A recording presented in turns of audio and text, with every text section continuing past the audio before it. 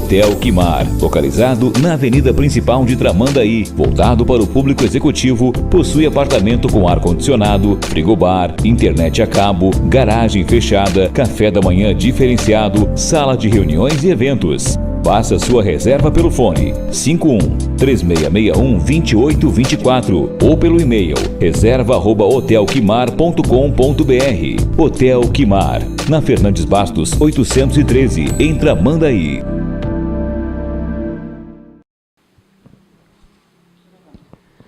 Muito bem, estamos de volta com mais um Tendência Prosa e Verso, hoje aqui na Biblioteca Pública de Tramandaí, Manuelito de Ornelas, recebendo o nosso multifacetado Mário Feijó, artista como um todo, porque é escritor, é poeta, é artista plástico e uma série de outras coisas, porque também é um cozinheiro de mão cheia e cozinhar é uma arte. Mário, é uma felicidade te ter aqui no programa, no Prosa e Verso, para que tu venhas engrandecer o nosso programa. Como é que vai? Tudo bem, e felicidade porque eu sou neto de Felicidade, né? A minha avó se chamava Felicidade. Então, se essa felicidade, a gente sempre traz no coração. É isso aí, imagina que bacana uma pessoa, uma avó já é quase um sinônimo de felicidade para um neto ao natural. E aí a avó chama-se Felicidade.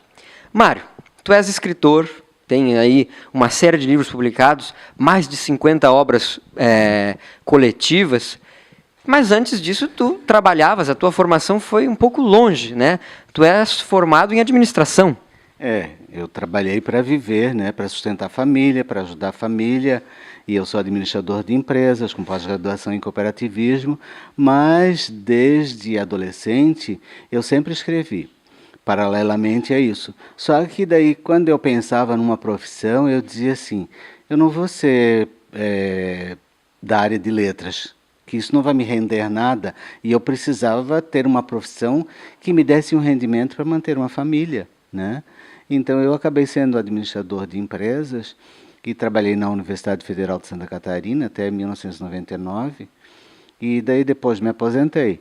Quando eu me aposentei, eu comecei daí a escrever, a pintar, porque a gente parece ocioso, mas é ocioso quem quer, né? Quando a pessoa se aposenta, se ela procurar algo para fazer, se ela se sentir útil, e eu sempre pensei assim, se o governo me paga para não fazer nada, eu tenho que fazer alguma coisa por quem está próximo, pela minha coletividade. Então eu fazia alguma coisa pelas pessoas. E quando eu vim aqui para o Rio Grande do Sul, isso há 14 anos atrás, eu comecei daí a dar aula de desenho, que eu tinha feito um curso de desenho, então eu comecei a dar aulas de desenho e a ser colaborador na PAI, essas coisas assim, gratuitamente, entendeu? E daí depois eu comecei a levar para um lado mais profissional e comecei a fazer oficinas literárias, daí a vender essas oficinas nos municípios e eu fui sendo chamado para ser patrono de alguns deles. Daí eu fui fazendo e mostrando o meu trabalho, né? E agora está assim, indo um pouquinho mais longe, daqui a pouco a gente talvez esteja com o nome até no exterior, né? Pois é, isso é muito bacana porque, bem diz aquela música lá do Milton Nascimento e do povo mineiro todo, porque se chamavam homens, também se chamavam sonhos e sonhos não envelhecem. Depois da aposentadoria como administrador, vem o Mário, escritor, e põe aí para o mundo uma literatura excelente, de qualidade. E aí eu já passo a perguntar, qual foi o primeiro livro que tu publicaste? O meu primeiro livro foi em 1987, chama-se Encontros e Emoções. Eu não tenho nem mais rascunho dele, né? Mas os meus poemas estão todos dentro da internet, eu consegui colocar todos na internet. Alguma coisa eu perdi, porque a gente, quando vai perdendo amores pela vida, vai deixando ex para trás, e daí elas vão destruindo tudo, né? E daí eu tive uma ex-mulher que eu deixei alguns dos meus alfarrábios guardados, e quando eu fui pegar, o computador estava destruído e tudo, então eu consegui recuperar do meu passado 600 poemas. E eu hoje estou com 4.800. Então, eu me sinto um escritor do Rio Grande do Sul, porque eu escrevi aqui esses 4.800 textos, ou 4.200 textos, nesses últimos 13 para 14 anos que eu estou aqui. Então é a minha criação.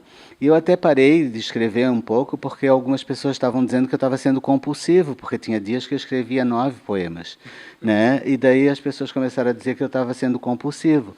Então eu dei uma paradinha, mas eu acho que a gente que é escritor, para se exercitar, diariamente tu tens que pegar um papel e escrever alguma coisa. Já escrevi muita porcaria, porque nem tudo que a gente faz é obra-prima, mas não deixa de ser um registro, é um momento, entendeu? E é um momento que faz a gente crescer, que faz a gente evoluir, né? Eu escrevo muito sobre a minha vida num reflexo em que a pessoa possa olhar e dizer, mas isso sou eu. Entendeu? Eu escrevo sobre a minha vida, me desnudo ao mesmo tempo em que eu me transformo nesse outro eu. Normalmente as pessoas leem meus textos e dizem assim, mas isso é a minha história. Entendeu? Eu procurei aprendi isso, eu acho que é uma coisa natural, porque eu, quando trabalhava na universidade, em 1979, o professor Colombo Machado Salles, que foi governador do estado de Santa Catarina, leu um texto meu e ele disse assim, eu não me esqueço, porque quando a gente vê uma pessoa que eu admirava ele, governador de Santa Catarina, ex-governador, ele leu um texto meu e disse assim, você consegue botar no papel aquilo que a gente sente e não consegue. Então eu tive que gravar isso, entendeu? Mesmo não tendo provas hoje para mostrar para as pessoas, mas para mim é que o que importa é ser valorizado por uma pessoa madura, porque ele era um senhor e eu era um quase adolescente nessa época, devia ter quase 30 anos, menos de 30 anos, então a gente guarda isso, né, na memória. E daí algumas pessoas me contavam as suas histórias e como sabiam que eu escrevia, faz uma poesia para mim, então tu me conta a história sobre a qual tu queres que eu escreva. E daí quando eu lia para a pessoa chorava. Então eu disse, eu estou conseguindo captar nas pessoas aquilo que eu quero e eu transmito isso para elas. Entendeu? Não estou muito preocupado em estar na mídia ou... Entendeu? Eu vou deixando isso ser natural e quem sabe depois de morto me torne imortal, né? Mas é uma coisa que a gente não tem que pensar nisso na vida. A gente faz porque é uma coisa que a gente gosta e porque eu acho que tem que ser uma experiência. Quando tu escreves um texto, tem que ser uma coisa que seja positiva para as pessoas, que ela construa alguma coisa para as pessoas, nem que seja para ela refletir. Eu escutei um dia uma entrevista do Jô Soares falando com uma pessoa da área de literatura que dizia assim, não adianta tu entrar numa universidade para tu tornar poeta, tu pode aprender todas as técnicas, mas o poeta é aquela pessoa que já nasce com esse dom. Entendeu? Então essa pessoa vai transformar as coisas não com técnicas, e quando é muito técnico fica muito enfadonho, né? Então é mais gostoso quando é uma coisa que toca no coração das pessoas. Foge da essência, né? Então, porque o poeta é aquela pessoa que vê o mundo com umas cores diferentes daquele que se apresenta para a gente, né? E daí consegue botar com gráficos ou com letras, porque a poesia não precisa ser necessariamente escrita, né? Consegue transformar aquilo e daí trazer uma nova visão para o mundo, uma nova beleza, esperança para as pessoas, porque eu acho que é nesse sentido que a gente está nesse planeta, para aprender, para melhorar as coisas, não para andar para trás, e sim para andar para frente, né? Vocês viram, a gente fica aqui entrevistando o Mário e fica encantado, porque ele começa a falar com esse sotaque de manezinho da ilha, de barriga verde, e vai de forma mansa e suave, conversando e nos envolvendo. Vê só, é esse o sentido do poeta, levar a emoção às pessoas, e eu tenho certeza que o Mário faz isso muito bem. Quando diz que ouve as histórias das pessoas e depois as transforma em poema. Isso é quase que psicologia, porque ouço histórias, componho poemas. Isso é lindo. Mas a gente continua falando sobre o processo de criação do Mário no próximo bloco. Atenção! A Carol chegou no Litoral Norte. É isso mesmo, as Óticas Carol chegaram ao Litoral Norte. Na Carol você encontra uma grande variedade de armações para o seu óculos de grau e as mais modernas lentes de contato. E não é só isso, na Carol você encontra as melhores marcas de óculos de sol do mercado. Óticas Carol, sempre com grandes novidades e promoções em 2 endereços. Em Tramandaí, na Avenida Emancipação 387 e em Capão da Canoa, na Paraguaçu 2146, loja 3. Estamos de volta para o segundo bloco com Mário Feijó. E o Mário tem algo a nos dizer. Histórias, né? Como sempre, a gente tem histórias para contar. E eu, quando eu era adolescente, me apaixonei por uma menina e no grupo dela de colégio também tinha outra que era apaixonada. Daí ela acabou, a outra acabou interferindo na relação e é como se na época ela tivesse me roubado da outra e eu, tolo que era, adolescente, me deixei levar por uma menina que eu não era tão apaixonado em detrimento da outra pela qual eu era apaixonado. Então, quando eu estava com 60 anos, eu lembrei dessa história, lembrei dessa menina, porque eu já tinha procurado por ela em outras vezes da minha vida. E daí eu escrevi o seguinte poema: Os beijos que eu não te dei. Os beijos que eu não te dei fazem falta no meu acervo. Eu penso que gosto eles teriam. Seriam secos, seriam doces, seriam molhados. Os beijos que eu não te dei fizeram-me pensar que eu fui imaturo, um idiota, que mal teria eu ter me permitido. Os beijos que eu não te dei ficaram com um gosto de pecado e tinham toques da minha inocência, hoje perdida, mas me deixaram na boca um sabor de frustração. Os beijos que eu não te dei foram depois depositados em outras bocas que eu, feito um colibri, passei de flor em flor. Não tiveram marcas particulares. Mesmo assim, eu penso, que gosto teriam os beijos que eu não te dei? Vê que bacana. Este livro está no Permita-se, do Mário Feijó. Aponta lá para a câmera, Mário, depois a gente foca. Isso é muito interessante porque o leitor está acostumado a pegar o livro, ler, cria a sua verdade sobre aquele poema, se identifica, lembra de passado, mas o contato com o poeta é bacana justamente por isso, porque a gente passa a saber da história por trás dos poemas. Até porque, realmente, este era um poema para uma mulher, aquela que tu não tiveste. Mas às vezes a gente fala de amor e não era um amor carnal, era um amor pela mãe, pela avó, por sei lá, enfim. E as pessoas levam por uma ideia que não é, constroem a seu outro sentido. Sim. E dentro disso, Mário, como é que é assim esse teu processo de escrita?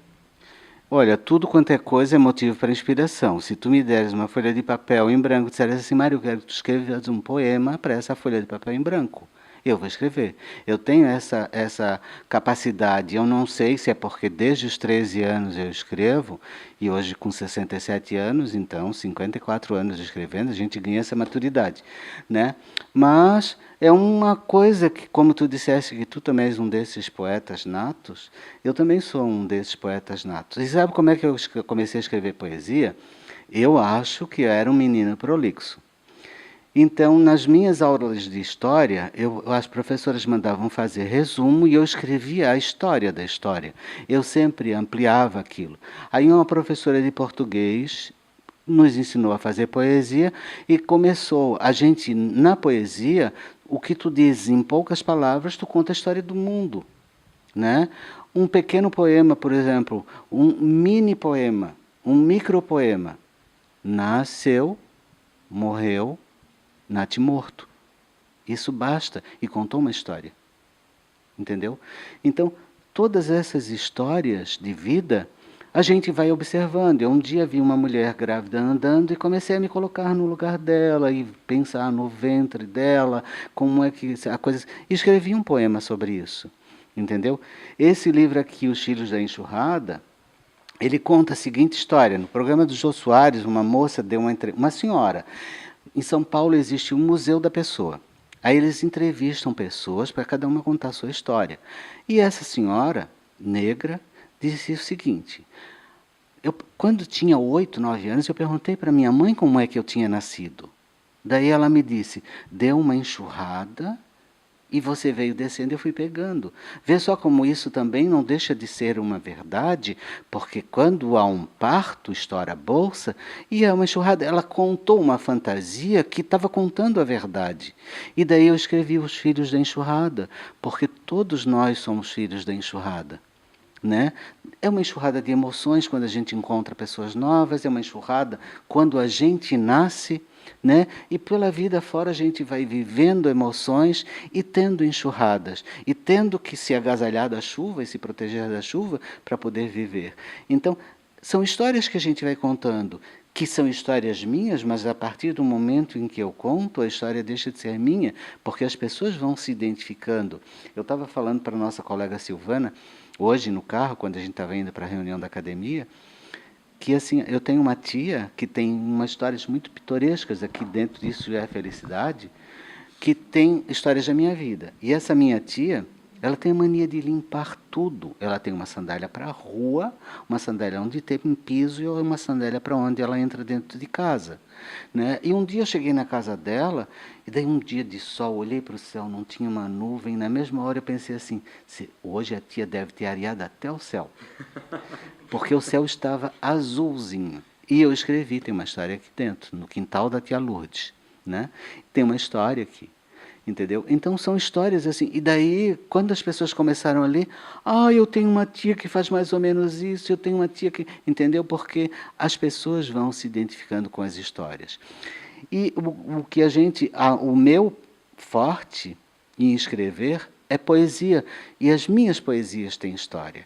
Então eu comecei a fazer oficinas literárias, e eu tinha que ensinar para os alunos a escrever crônicas. Então eu pedi para eles fazerem crônicas, e eu também fazia uma crônica. No final da aula, todos os alunos liam os seus trabalhos e, por último, eu lia o meu. Quando era um conto, a mesma coisa. Criava-se um personagem, a gente ia trabalhando com esses personagens, contando as histórias. E quando eu dava uma poesia, era a mesma coisa. Então, eu tinha que aprender a fazer isso. Mas é que não era o meu métier. Hoje, como eu aprendi a fazer resumos, eu aprendi a fazer poesia. Eu resumia as minhas histórias de vida nos meus poemas. E daí eu comecei a me dedicar, desses 4.800 textos que eu tenho na internet, eu acho que assim, 4.600 devem ser poemas. O resto são contos e crônicas. Então agora eu estou sentindo uma grande necessidade de começar a escrever mais as histórias mais longas, entendeu? Até porque eu estive em Aracaju, há uns 2 meses atrás, fazendo uma oficina literária lá, e daí o meu trabalho foi mostrado, depois saiu no portal do MEC, daí andaram lendo, e um reitor de uma universidade da Virgínia, nos Estados Unidos, teve conhecimento do meu trabalho e disse que vai publicar meus trabalhos nos Estados Unidos, e em espanhol e inglês. Mas um senhorzinho, que é tio de um professor, ele deu um livro para ele.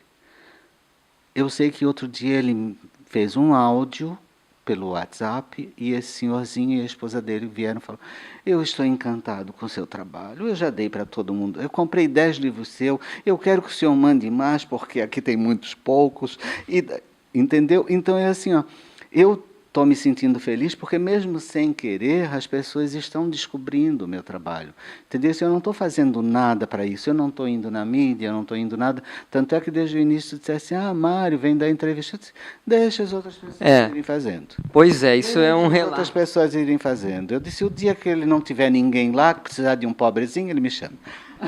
Ninguém lá, um pobrezinho. Pois é, isso é verdade. O Mário foi uma das primeiras pessoas que eu quis entrevistar aqui no Tendência Prosa e Verso, e foi justamente assim como ele falou. Foi deixando, mas chegou o grande momento, estamos aqui felizes com isso. Mário, realmente, tu falaste aí que 4.600... Eu ainda disse para ti, quando tu me fizesse convite essa semana, eu disse assim, se não tiver nenhum outro, é verdade, tu me avisa. Né? Daí, como eu vi que não tinha nenhum outro mais, eu acabei vindo. Mário, desses 4.800, 4.600 são poemas, mas as tuas vertentes são muito vastas. Tu também não está aqui, mas tu também tens um livro de literatura infantil. Livro de histórias infantis, sim. E aqui, quando eu fiz, a prefeitura me contratou há uns 2, 3 anos atrás, não sei quando, mas recentemente, para fazer uma... A prefeitura de Tramandaí. Para fazer uma oficina literária para as professoras, em turno inverso, foram 90 professoras, e eu dei trabalhos para elas escreverem, eu dava temas. E eu escrevi uma historinha que está publicada na internet, lá no site Recanto das Letras, ou no meu blog, se procurarem vão achar. É A Menina Ruiva e o Golfinho Azul. É a história toda de uma menina que ia na beira do rio aqui para conversar com um golfinho que vinha, ela ia levar peixinho para ele, pedaços de peixes e tal. E daí tem uma historinha infantil que vai ser transformada em livro. O Menino Molhado, que as crianças quando olham na capa, porque ele é todo ilustrado e tem um menino molhado e escorrendo assim da cama, o ilustrador fez, dá a ideia de que o menino fez xixi na cama. Mas não, é que eu tenho problemas de saúde e daí às vezes à noite eu suo muito e quando chega de manhã eu estou acordado todo molhado e com dores. Aí eu comecei a me imaginar assim, me levar para o lado da fantasia e criei a história. De noite eu me transformo em peixe. Como eu gosto muito de aquário, gosto muito de peixinho, de noite eu me transformo em peixe. E eu sou esse menino que daí se transforma em peixe. E na história, esse menino precisa morar perto do mar, ou ter uma bacia, ou um balde, ou um copo, e ele se transforma no peixe para poder ficar à noite ali. E daí tal, a história vai e ele não conta a história para ninguém, mas de manhã ele sempre aparece molhado e acabou virando a alcunha dele. E na cidade inteira todo mundo, ele já se transformou em homem, mas todo mundo chama ele de um menino molhado. Aí ele casa, também não conta para a mulher essa história. Aí foram morar num lugar que não tinha rio, não tinha mar, não tinha nada, ele se transformou em peixe e foi para dentro do copo de água. De noite ela acordou assustada e bebeu água, né? Aí desapareceu o menino molhado na cidade, ninguém sabia como, ele tinha sumido na história. Aí daqui a pouco ela aparece grávida, né? Na literatura fica a brincadeira, claro. Da criança, de que foi porque ela engoliu o menino, né? O peixinho, é que ela ficou grávida. E daí ela acaba ganhando um neném que é uma menina sereia. E a maldição da menina sereia é ao contrário do pai. Durante o dia ela é menina sereia, à noite ela se transforma em mulher. E também já tem essa história pronta, entendeu? Esse livro, O Menino Molhado, ele foi publicado por uma editora, praticamente ninguém sabe. Eu contei para a Silvana. É uma editora de Mato Grosso do Sul, eu era editor da revista deles e fazia revisão. Em 2014 eu fiz revisão de 24 livros para eles. E eles publicaram lá esse livro meu, eles pediram autorização para vender, para fazer 5.000 exemplares. Em 3 meses eles venderam os 5.000 exemplares, depois pediram autorização para mais 5.000 exemplares, e daí também venderam e depois eu não tive mais notícias, né? Então, praticamente foram 10.000 exemplares, porque eles vendiam de porta em porta, então por isso que talvez tenha esse sucesso todo, porque eles tinham vendedores que batiam de porta em porta, e eles estavam vendendo na faixa de R$10 cada exemplar, entendeu? E daí foi no eixo assim, ó, Mato Grosso do Sul, São Paulo, Minas Gerais, Goiás e um outro estado ali daquela região. Então a coisa não se espalhou muito, entendeu? E aqui o que tem são os exemplares que eu tenho, porque cada tiragem de 5.000 eles me davam 500 exemplares.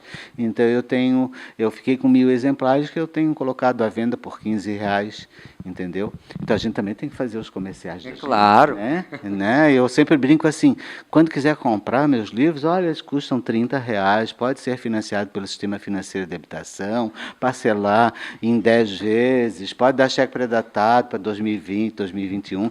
Eu sempre brinco isso, mas pelo menos leiam e comprem, né? Os meus livros tem aqui na Bambi, lá em Osório tem na Michelangelo, na Bambi, em Florianópolis tem na Livraria Catarinense, nas livrarias Curitiba. É só entrar pelo site e comprar em qualquer site que eles mandam em casa para as pessoas, né?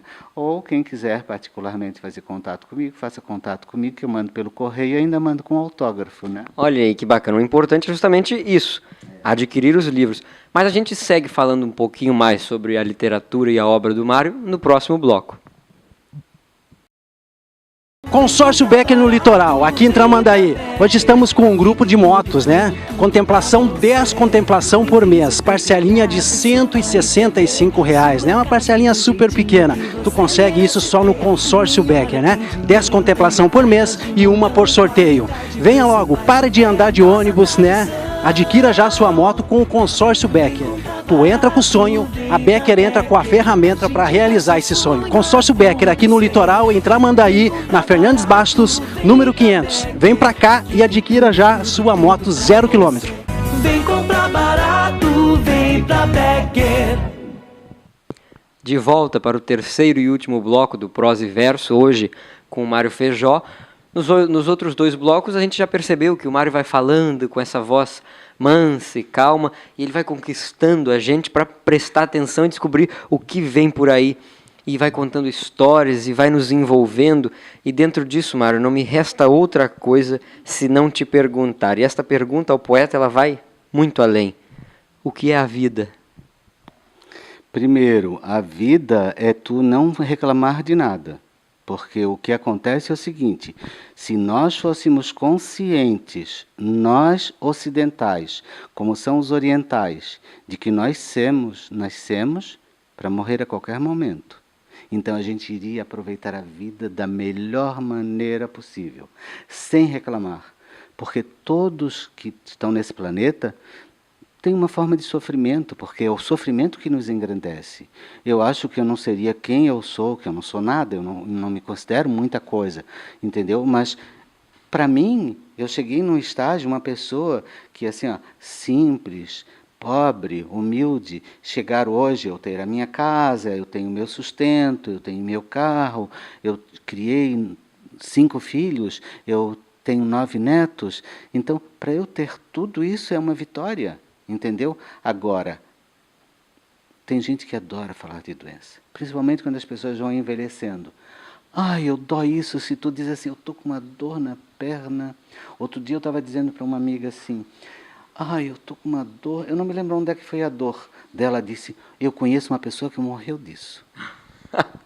Daí eu disse, fulana, não era esse sentido da coisa que eu queria dizer para ti. Eu só queria, assim, extravasar para dizer que eu estava com uma determinada dor, mas eu não estou reclamando e não quero que daí, de repente, por esse motivo, tu venha trazer exposições. Quer ver tu chegar perto de uma pessoa mais idosa, assim, ou principalmente menos esclarecida, e tu começa a dizer assim, pois é, me dói as costas. E tu fica calado, que ela vai ficar 50 minutos só falando de dor.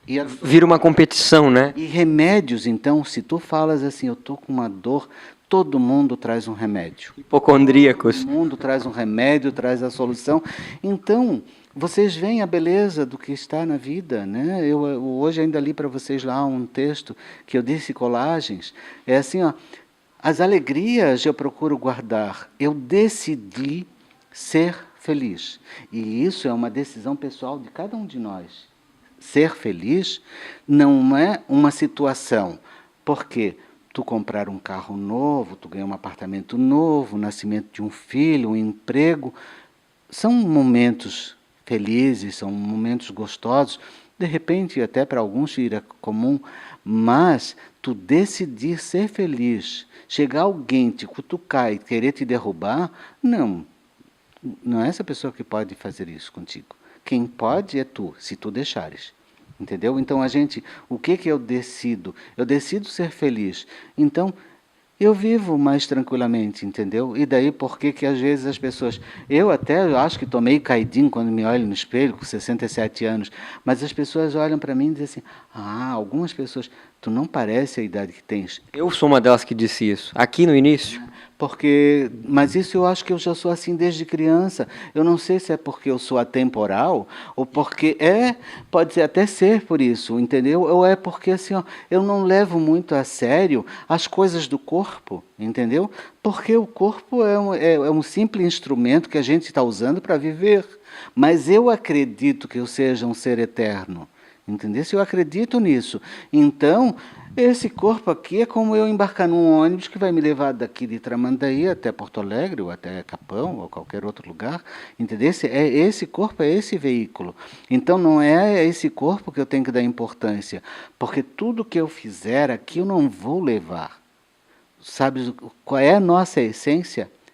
Ser. Então, veja bem. Ser não é ter. Isso aqui eu tenho. Mas o que eu sou, ninguém me tira. Isso aqui é a minha essência. entendeu? E isso aqui eu vou levar para onde eu for, na forma de vida que eu vou ocupar, porque eu acho que não, quando eu vejo que cada um de nós pode olhar e ver quantos milhares de planetas existem nesse universo, quantas galáxias iguais a essa nossa galáxia, são pelo menos 200 milhões de galáxias. Galáxias! Não são nem planetas, são galáxias. Então tu acha que é só essa terrinha vil aqui que tem seres pensantes? Não é. Tem outras formas que nós não compreendemos e que esse nosso corpo aqui não vê. Entendeu? Então nós somos muito mais. Então o que eu estou pensando é em me construir. Talvez eu seja egoísta com isso, entendeu? Mas eu estou me construindo como um ser bom. Não, ninguém me derruba. Eu não vou ser mal. Teve uma época que eu pensei assim, eu vou ser cruel como as pessoas são comigo, entendeu? Aí depois eu vou perder a minha essência. Isso não estava na tua essência. Eu vou perder a minha essência. Então, eu não me importo com o que as pessoas falem de mim, com o que as pessoas digam de mim, e eu passei a ser um eu mais verdadeiro. E isso me dá prazer em viver. E isso me transforma num ser feliz, porque eu preciso de muito pouco para ser feliz. Não é ter um monte de dinheiro no banco que me faz feliz, entendeu? É ter alegria, é ter uma convivência legal com as pessoas. Ontem eu estava lá em casa, a gente jogando carta, que a gente joga pontinho, eu digo que são as velhas, né? Então, a chuva na rua batendo, eu disse, olha só que gostoso o barulho da chuva. E tem pessoas, de novo chovendo, ai que dia horrível, um dia como hoje. Não é um dia horrível, os nossos dias, eles são uma sequência de tudo, é um conjunto, entendeu? Então tu não podes analisar uma flor por uma pétala, não pode. Tu não podes analisar uma planta por um espinho. Tu tens que analisar o conjunto da obra, o todo. E a nossa vida é esse todo. Esse ser que nós somos é tudo isso aí, entendeu? É ver a beleza de tudo isso. Há dias em que eu preciso botar cor na minha vida. O que eu faço? Daí eu pego uma tela e vou pintar. Mário, te interrompendo, dentro disso, eu te perguntei o que era a vida e a tua fala ela é muito motivacional, ela impacta, ela atrai, porque justamente na tua fala tão poética, ela desnuda e revela o que é humano, ela revela o humano em nós. E aí eu te perguntei o que é a vida, e agora dentro disso, dentro do viver, o que é e qual é o papel da poesia nisso? Tá, então assim, só completando para dizer, porque tu me perguntasse sobre o que é a vida, e eu não estou dizendo isso para fazer média, entendeu? É assim, ó, quem me conhece no dia a dia vai perceber que eu sou assim. E eu não faço isso para que me chamem de bonzinho, de bonitinho, de agradávelzinho. Não, se não gostar de mim assim, e também as pessoas que eu não gosto, ou que a minha energia não bate, eu tiro fora da minha vida só assim, ó, não estando mais na vida dessas pessoas, entendesse? Porque eu não vou deixar a energia dela me balançar. Tá? Mas voltando à poesia, o que é a essência da poesia para mim é assim, ó, tudo aquilo que eu vejo que pode me dar esperança de um novo. Entendeu? Porque a poesia ela é transformadora.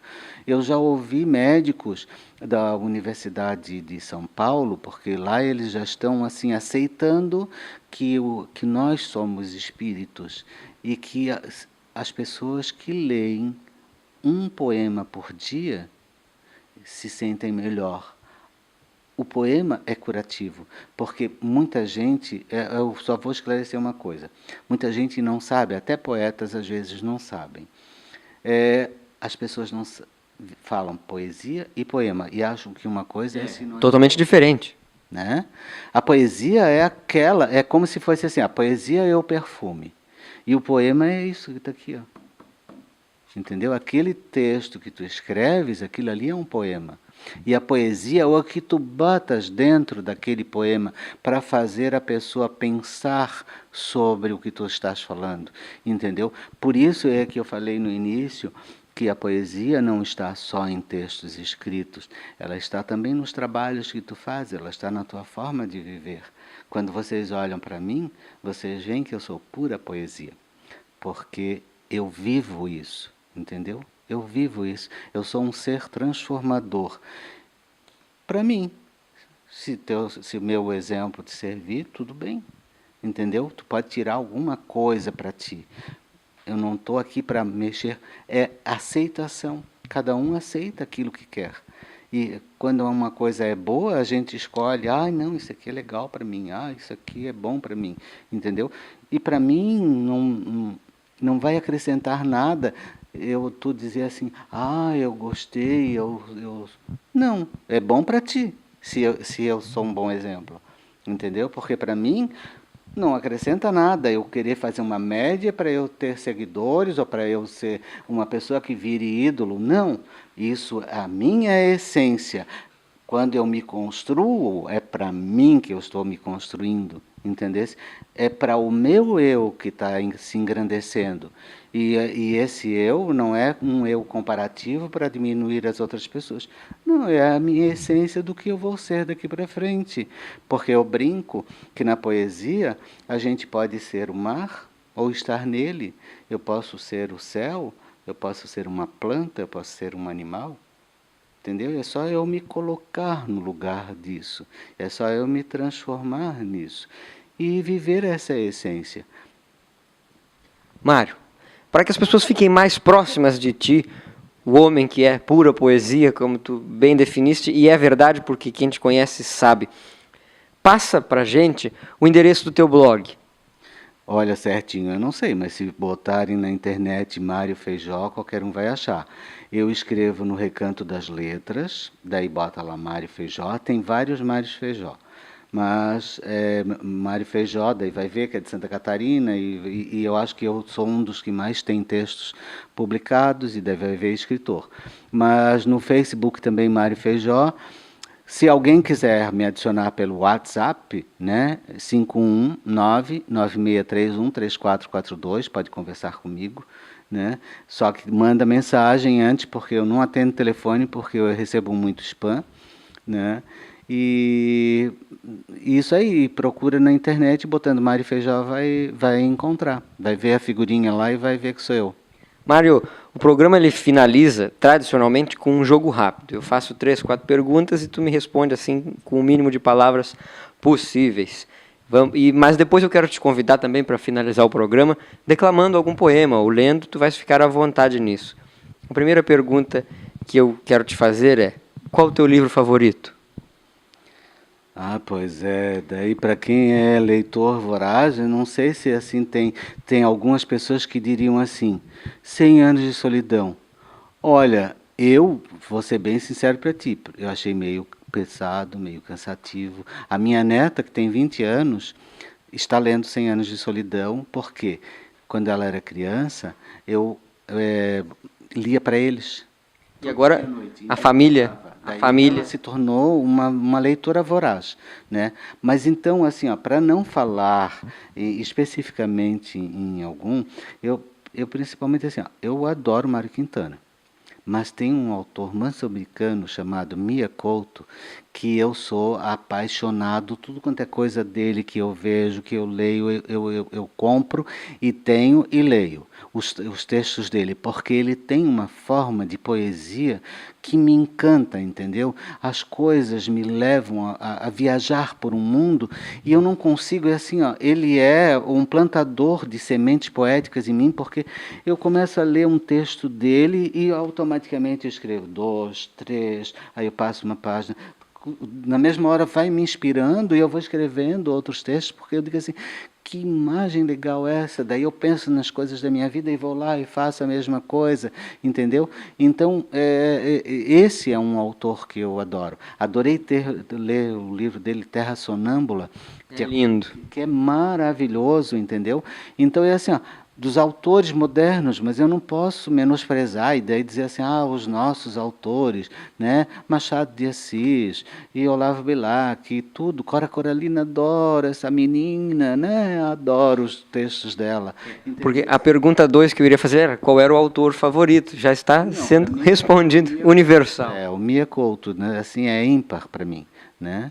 E é uma pessoa que ele deve ter mais ou menos a mesma idade que eu, é um pouco mais novo ainda, biólogo, né? E também é uma pessoa transformadora na comunidade, né?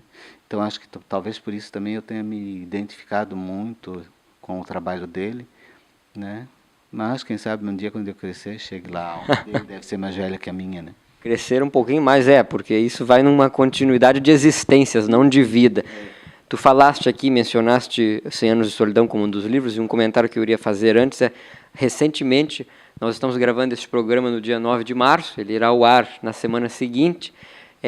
Agora, há dias atrás, a família do Gabriel Garcia Marques deixou pela primeira vez que fosse explorada a obra 100 Anos de Solidão, e a Netflix vai fazer filmes. Vai fazer um filme sobre isso. Isso é muito interessante. A terceira e última, o que é a literatura para ti? Olha, eu vou dizer até uma coisa, então você acha que eu poderia fechar o texto aqui com Algum poema? Um poema? E isso aqui não é um poema, isso aqui é um texto, uma prosa, mas ele tem muito de poesia. E eu acho que ela vai dizer tudo, porque isso aqui é a síntese do que eu penso a respeito da literatura. Só que como é um texto em prosa, eu vou ter que ler, e daí talvez seja até enfadonho para o público, mas eu acho que não vai ser porque é um pouco melodioso e poético. Não, e aqui, e nós temos muita descontração com isso, e vai ser assim, eu vou me despedir, e o Mário vai finalizar o programa fazendo a leitura do seu texto, o ponto G da literatura. Pelo próprio título já dá de ver que é uma brincadeira, né, e que faz as pessoas refletirem um pouco a respeito da literatura, né? Mas é um incentivo para quem não sabe ler, ou para quem não sabe escrever, ou para quem não quer escrever. Isso aqui é quase que uma aula de o que fazer com a literatura. Então, este foi mais um Prosa e Verso, aqui na Biblioteca Pública Municipal de Tramandaí, hoje recebendo este querido amigo, excelente, multifacetado artista, Mário Feijó. Com vocês, finalizando o programa de hoje, Mário Feijó e o ponto G da literatura. O ponto G da literatura. Literatura é assim, tem que dar prazer. Se não der, é porque você ainda não descobriu o seu ponto G. A literatura nos leva pelo caminho da fantasia. Ela torce a nossa cabeça, tece sonhos, distorce preconceitos, faz pensar e cria alternativas. E como todas as artes, a literatura precisa de um exercício prático da leitura ou da escrita. Quando você descobre o caminho, tem verdadeiros orgasmos mentais. Drogas, álcool, para quê se eu tenho a literatura que me leva a fazer viagens? Eu vou de um mundo real ao da fantasia em segundos. Com a literatura eu posso ser e fazer o que eu quero. O meu cérebro fica muito mais musculoso que o meu corpo. Faz pensar, multiplica neurônios e acorda outros que pensavam que jamais seriam utilizados. Na literatura, eu posso ser o que eu quero, quando eu quero, na hora em que eu quero. Eu posso ser um objeto, um super-herói, um bicho, um ser inanimado. Eu posso ser o mar ou estar nele. Eu posso ser o céu, posso voar.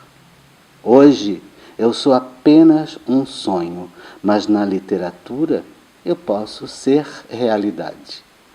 Eu posso ser prosa, verso ou poesia. Amanhã, cansado, quem sabe eu seja uma música a embalar o sonho de alguém. Não importa o que você é, nem o que você quer. Apenas faça, escreva, leia. Amanhã você decide. Hoje, apenas faça-se um sonho. É isso o que eu penso a respeito da literatura.